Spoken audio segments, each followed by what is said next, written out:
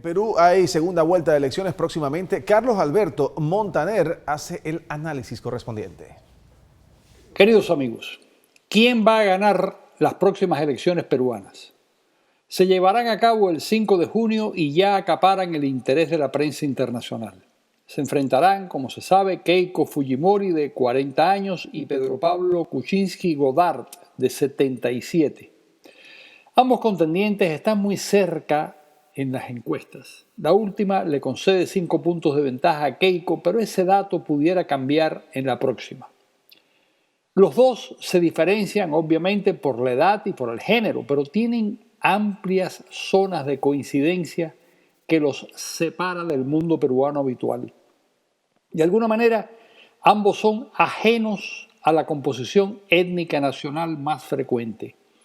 Keiko, hija del expresidente Alberto Fujimori, como se sabe, desciende de una familia de inmigrantes japoneses, mientras la madre de PPK, como le llaman a Pedro Pablo, fue una suiza francesa y su padre un prominente médico judío alemán, nacido en Polonia, que debió quedarse en Perú tras la llegada de los nazis al poder en Europa. PPK es un notable economista que ha trabajado en grandes organismos internacionales y creció en el seno de una familia extremadamente educada. Uno de sus cuñados, Harold Barmus, recibió el Premio Nobel de Medicina por sus investigaciones sobre el cáncer y uno de sus primos es Jean-Luc Godard, el cineasta franco-suizo. PPK estudió en Londres y en Estados Unidos en las mejores universidades y Keiko, por su parte, obtuvo un máster en Administración de Negocio en Columbia University. Los dos están casados con ciudadanos norteamericanos. PPK fue ministro de Economía y luego primer ministro durante el gobierno de Alejandro Toledo, mientras Keiko Fujimori se convirtió en primera dama del país cuando sus padres se divorciaron en la década de los 90. Posteriormente, tras la prisión de su padre, Keiko ganó unas elecciones y se transformó en diputada y creó posteriormente un movimiento político que en las últimas elecciones ganó la mayoría de los escaños. ¿Por qué un porcentaje notable de peruanos va a votar por Keiko Fujimori? Sin duda porque la asocian a su padre, que todavía tiene un número grande de seguidores en el país. Sus electores recuerdan a Fujimori con simpatía porque terminó con la guerrilla de Sendero Luminoso, le puso fin a la hiperinflación y al desbarajuste económico que dejó Alan García tras su primer mandato, mientras el propio Fujimori hizo una reforma que permitió que Perú fuera una de las naciones con mayor crecimiento económico en toda Hispanoamérica. A esos peruanos, que son los de mano dura, les importa poco el autogolpe de 1992, la corrupción generalizada, las violaciones de los derechos humanos, los delitos cometidos por Vladimiro Montesinos, el poderoso y corrupto jefe del Servicio de Inteligencia Militar, y el resto de los comportamientos antidemocráticos que provocaron la caída de Fujimori. Con PPK simpatizan muchos peruanos de los llamados sectores A, B y C, fundamentalmente concentrados en Lima y Arequipa. Lo ven como un profesional muy capacitado y como una persona honrada que no va al poder en busca de dinero, porque ya lo tiene, sino por la gloria de servir al país, logrando el respaldo de la mayor parte de la sociedad. Los que lo rechazan, en cambio, opinan que pertenece a la oligarquía del Perú y que gobernará pensando en esos intereses y no en los de los sectores más pobres que son mayoritarios en Perú.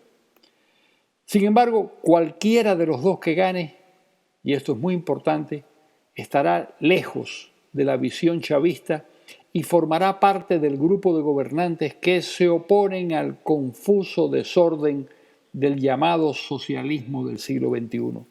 Y eso es muy de agradecer. Muy bien, vamos a seguir hablando de temas internacionales. El próximo 8 de noviembre es el famoso martes electoral, las elecciones de los Estados Unidos. Los candidatos ya, a menos que algo inesperado suceda, Hillary Clinton y Donald Trump. Vamos a hablar de Hillary Clinton. y el arrastre de problemas que trae con sus correos electrónicos desde hace algún tiempo, ¿le hará efecto o no le hará efecto?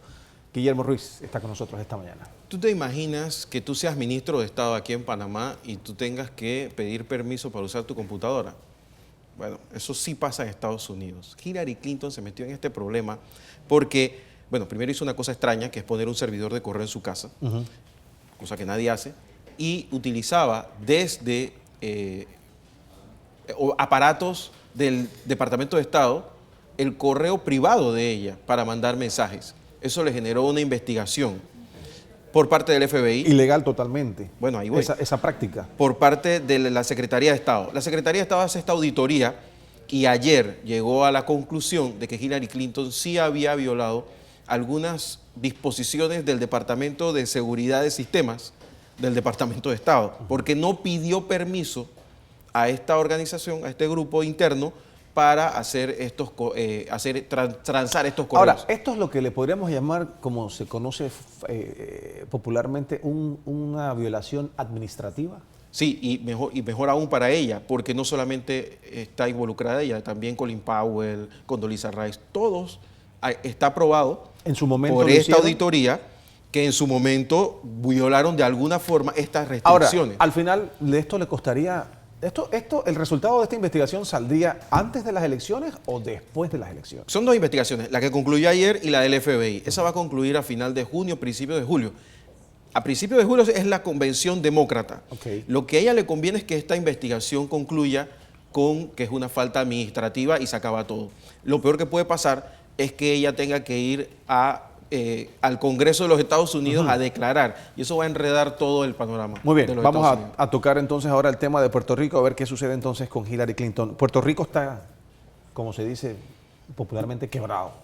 Es que si tú debes 73 mil millones de dólares y no tienes con qué pagarlos, es complicado. ¿Qué opciones hay? Porque hemos estado tocando este tema y realmente... Jack Lew es el secretario del Tesoro de los Estados Unidos, y él está pidiéndole ya al Congreso formalmente por parte del presidente Barack Obama que se legisle para que Puerto Rico pueda acogerse al capítulo 9, no al capítulo 11 como estamos acostumbrados. ¿Cuál es el capítulo? El capítulo 11 creo que es el que te suspende las deudas, es un capítulo, los intereses no tienes que seguir pagando, creo, y te permite seguir operando. Creo que en términos comerciales por ahí va el asunto. Sí, es una legislación federal que permite que municipios, condados, distritos, estados, entren dentro de este capítulo de quiebra y puedan reorganizar sus finanzas, que eso es lo que, por ejemplo, hizo Detroit en su momento.